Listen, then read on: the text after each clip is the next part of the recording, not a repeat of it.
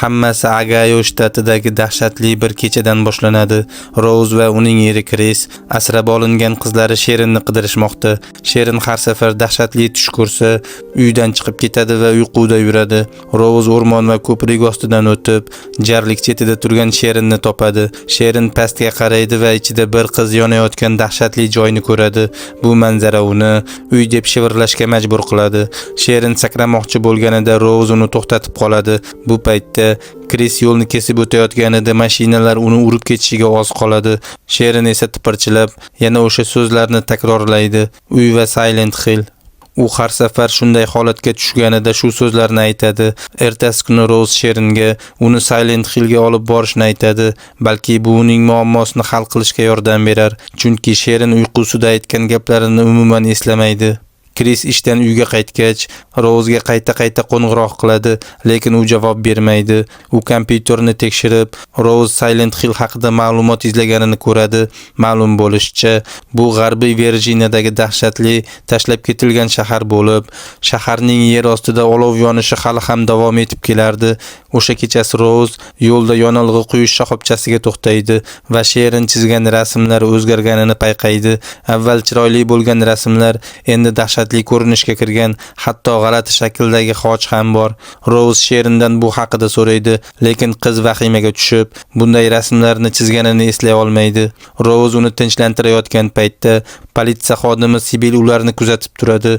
Rose ichkariga kirib to'lash uchun kassaga boradi va Silent Hillga qanday borishni so'raydi. Sotuvchi ayol esa u yerga olib boradigan yo'l endi yo'qligini aytadi. Shuningdek, Rose'ning kartasi rad etilganini ham bildiradi. Rose darhol eriga qo'ng'iroq qiladi.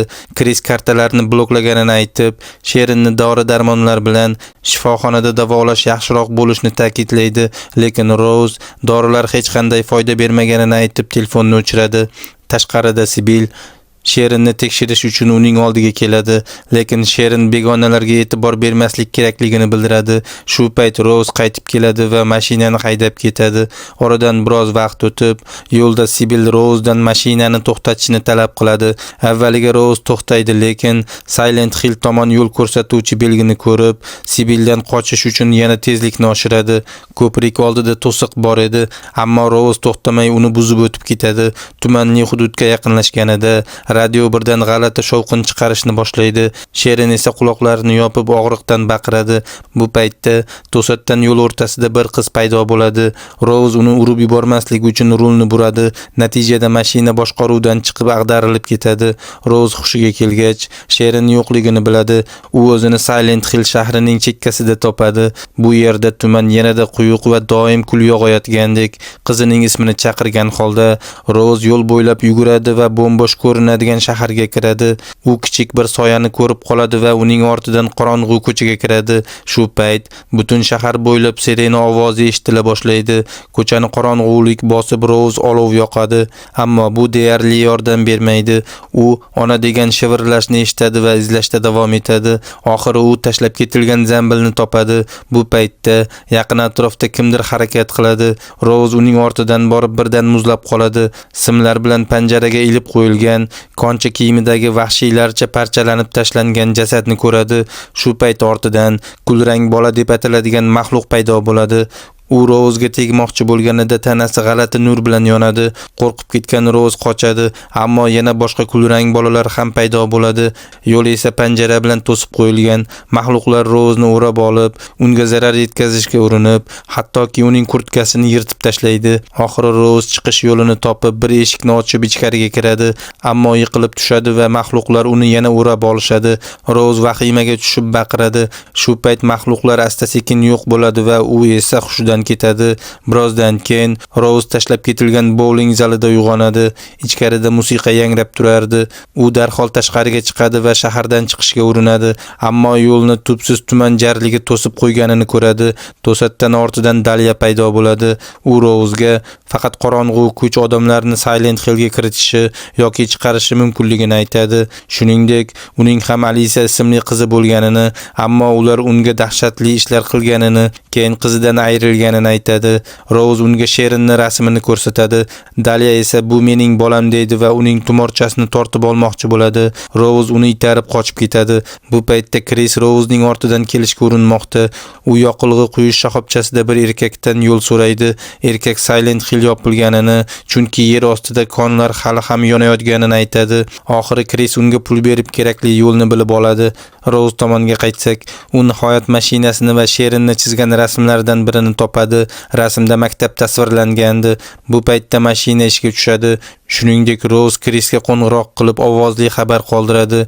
Shu payt Sibil paydo bo'lib, Rose'ni hibsga oladi.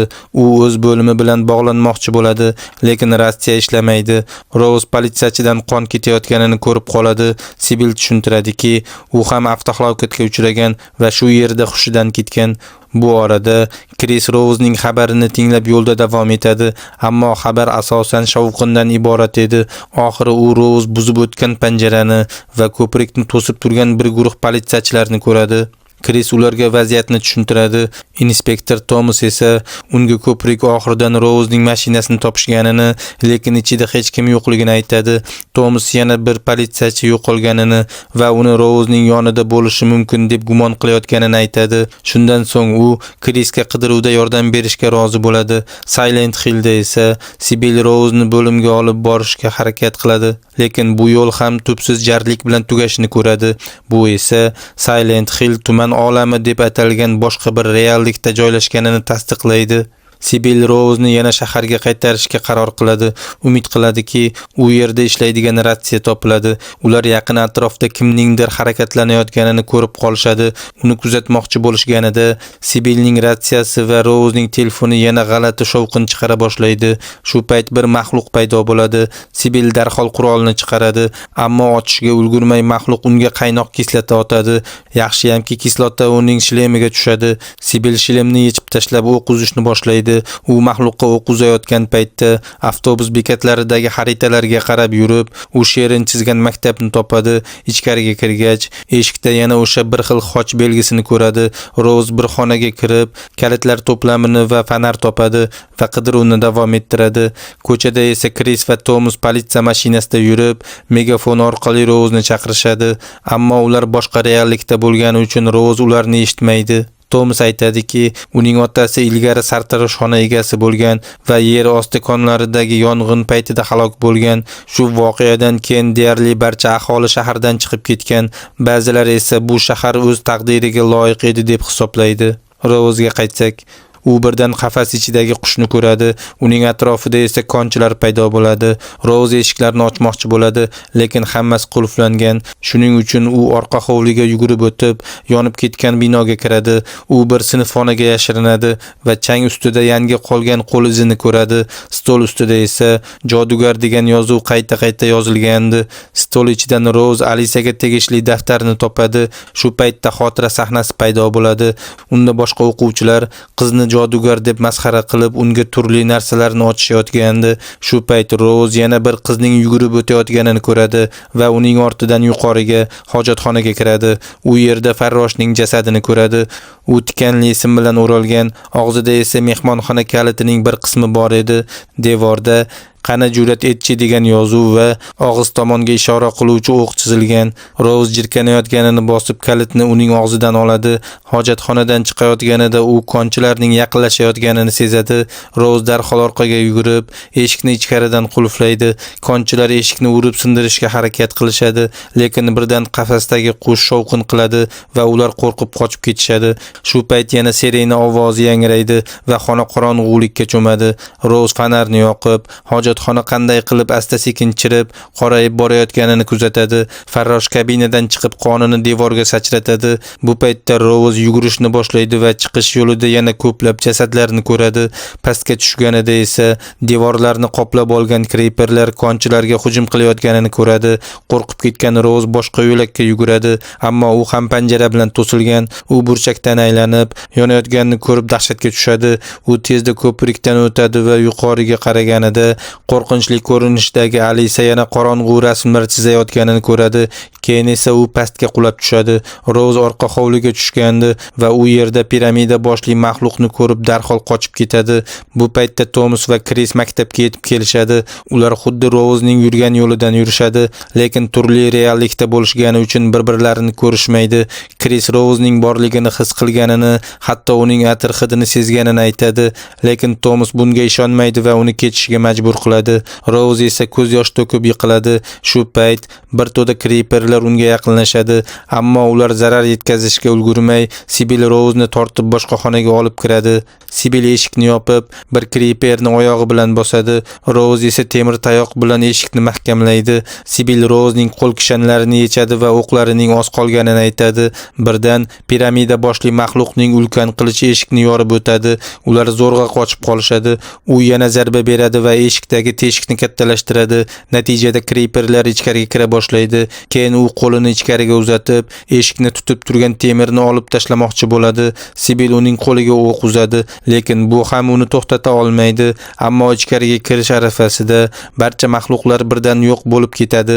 Piramida boshli ham g'oyib bo'ladi va maktab yana odatdagi holatiga qaytadi. Shundan keyin ular mehmonxona kalitidagi joyni topishga kelishib olishadi. Bu orada Tomas Kristoforni shahardan chiqarib yuboradi va bu ishni politsiyachilarga qo'yib berishni aytadi. Lekin Kristofer ular nimanidir yashirayotganini sezadi va tuman arxiviga qo'ng'iroq qilib, Silent Hill haqida ma'lumot so'raydi, ammo unga bu ma'lumotlar maxfiy ekanini aytishadi. Kechasi Kris ishchilar ketishini kutib, arxivga yashirincha kiradi. Tomasning hisobotlarini ko'rib, konlardagi yong'in haqidagi voqea rost ekanini tasdiqlaydi. Shuningdek, u Daliyaning qizi Alisa suratini topadi. U Sheringa juda o'xshardi. Boshqa tomonda esa mehmonxonaning 111-xonasida sodir bo'lgan o'g'irlash va zo'ravonlik haqidagi ish hujjatlarini topadi. Silent Hillda esa Rouz va Sibil mehmonxonani topishadi. Shu payt ular bir ayolning yordam so'rab baqirayotganini eshitadi. Ular Anna ismli ayolni ko'rishadi. U Daliyaga tosh otib, iymon va halokat haqida baqirayotgandi. Rouz va Sibil uni to'xtatishadi. Daliya esa qochib ketadi. Anna tushuntiradiki, Daliya jamiyatdan haydalgan va uni gunohkor deb atashadi. U yana cherkovda yashayotgan tirik qolgan odamlar uchun ovqat qidirayotganini aytadi. Rouz esa undan pichoqni olib qo'yadi va yerda chizilgan g'alati xochni payqaydi. Anna bu ularning e'tiqod belgisi ekanini tushuntiradi. 111-xonaning pochta qutisidan ular Sherin chizgan yana bir rasmni topishadi va shu xonani izlashga tushadi. Ular barcha eshiklarni tekshirishadi, lekin 111-xonani topa olishmaydi. Devorda birinchi yoqish deb ataladigan rasm bor edi. Anna aytadiki, bu rasm shahar qorong'uligini yo'qotish uchun jodugarlarni yoqib yuborganini tasvirlaydi. Rouz rasm Sheron chizganiga o'xshashligini sezadi va pichoq bilan uni parchalab tashlaydi. Rasm ortida 111-xona yashiringandi. Devorda teshik bor edi va ayollar undan sakrab boshqa binoga o'tishadi. Shu payt pichoq tushib ketadi. To'satdan kichkina qiz yugurib o'tadi. Rouz uning ortidan yugurib deyarli yiqilib tushadi, lekin o'zini tiklab qizga yetib oladi va bu Alisa edi. Rouz undan Sherin haqida so'raydi. Alisa javoban qo'llaridagi kuygan joylarni ko'rsatadi. Ular birdan alangaga aylanadi. Rouz ko'zini yumib ochganida Alisa g'oyib bo'ladi. Sibil uni topib arqon tashlaydi va yana teshikdan sakrab o'tishga yordam beradi. Shundan so'ng Rouz o'z xulosasini aytadi. Aynan Alisa ularni avariyaga uchratgan va shu yerga yetaklab kelgan. Sibil yana bir xochni payqaydi. Anna esa ulardan Alisaning ismini tilga olmaslikni so'raydi. Shu payt teshik ichidan bir to'da qushlar uchib chiqadi va Anna qorong'ulik kelyapti, ketishimiz kerak deb baqiradi. Uchalasi ko'cha bo'ylab yugurishayotganida sirena yana uvullaydi. Ular nihoyat cherkovga yetib borishadi. Rouz bu joyni Sherinning rasmlaridan tanib oladi. Birdan juda ko'p tirik qolgan odamlar cherkovga yashirinish uchun kelishadi. Faqat Daliya tashqarida qoladi va Sibilga ularning ortidan bormasligini aytadi. Bu odamlar aldoqchi va yolg'onchi ekanini ta'kidlaydi. Anna esa Daliyaga tosh otib uni yolg'onchi deb haqorat qiladi. Rouz esa baribir undan ma'lumot olishga urinadi. Ko'p o'tmay qorong'ulik yana butun joyni egallay boshlaydi va Sibil Rouzni cherkov ichiga tortib kiradi. G'azablangan Anna yana Daliyaga tosh otmoqchi bo'ladi, lekin shu payt piramida boshli maxluq uni ushlab oladi va dahshatli tarzda uning terisini ishlab tashlab, cherkov eshigiga uloqtiradi. Ichkarida odamlar Rouzni va Sibilni jodugarlar deb atay boshlashadi. Ularni tashqariga haydashga urinib, hatto Rouzning tumorini ham tortib olishadi. Sibil odamlarni ortga chekinishga majbur qilish uchun o'q uzadi. Shu payt yetakchi ayol Kristabella kelib hammani tinchlantiradi. U Annaning o'limiga begonalar emas, balki Anna uning qoidalarini buzgani sabab bo'lganini aytadi. Keyingi bir necha soat davomida Kristabella va uning odamlari faqat ibodat qilishadi. Bu orada Kris Sherinni asrab olgan yetimxonaga boradi, ammo u yerdagi rohiba qizaloqning o'tmishi haqidagi ma'lumotni berishdan bosh tortadi. Kristoforning jahli chiqib tajovuzkor bo'lib qoladi. Shu payt Tomus kelib, noqonuniy kirgani uchun uni kishanlaydi. Keyin Tomus tushuntiradiki, Alisa yong'in kechasida halok bo'lgan va Silent Hillda yashovchi diniy guruh unga juda dahshatli ishlar qilgan. U qo'llaridagi kuygan izlarni ko'rsatib, ba'zi jazolarni faqat Xudo beradi deydi. Keyin Kristoforni uyga qaytarib yuboradi va qidiruvni to'xtatmasa, hibsga olinishini ogohlantiradi. Silent Hillda qorong'ulik tugagach, Kristabella nihoyat Rouz va Sibil bilan gaplashadi. U aytadiki, bu shaharni jin boshqaradi va agar Rouz Sherinni topmoqchi bo'lsa, u bilan yuzma-yuz kelish kerak, ammo hozirgacha bunga uringan hech kim qaytib kelmagan. Rouz bularni eshitib baribir borishga qaror qiladi. Shundan so'ng Kristabella va bir necha konchilar ularni mahalliy kasalxonaga olib borishadi. Kristabella Rouzga xaritani yodlab olishni buyuradi va bu joyda jin hukmron ekanini aytadi. Qorong'ulik esa 151 B xonada joylashganini tushuntiradi. Konchilar eski liftni ochishadi va Rouzga fanar berishadi. Kristabella unga tumorini ham qaytaradi, ammo Sherinning suratini ko'rib, u Alisaga juda o'xshashligini payqaydi va Rouzni jodugar deb gumon qiladi. U odamlariga Rouzni to'xtatishni buyuradi. Sibil ular bilan olishayotgan paytda Rouzni lift ichiga itaradi. Erkaklardan biri Rouzning sochidan ushlab qoladi, lekin Sibil uni yiqitib eshikni yopadi. Afsuski, Sibil o'q uzmoqchi bo'lganida o'qlari tugagan edi. Konchilar uni o'rab olib shafqatsizlarcha do'pposlay boshlaydi. Bu paytda lift pastga tushadi va Rouz podvalga yetib keladi. U yodlagan xaritani takrorlab qorong'u yo'laklardan o'tadi. U bir guruh g'alati hamshiralarni ko'radi.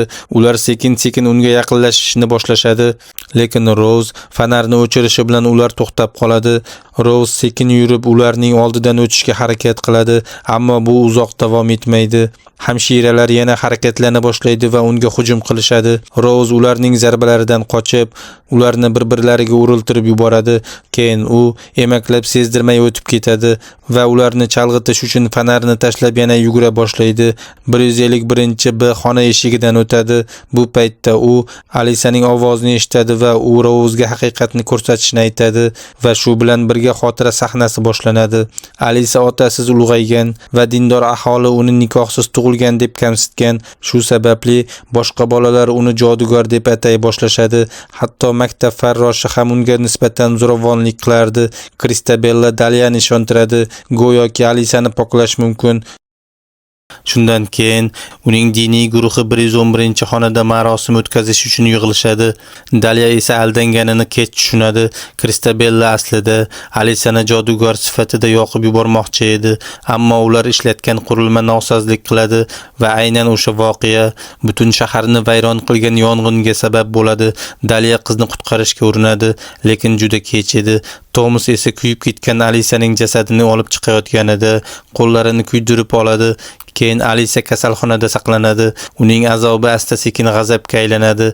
Oxiri bu g'azab shu darajada kuchayadiki, u arvohga aylanadi va qasos sifatida butun shaharni qorong'ulik bilan qoplaydi.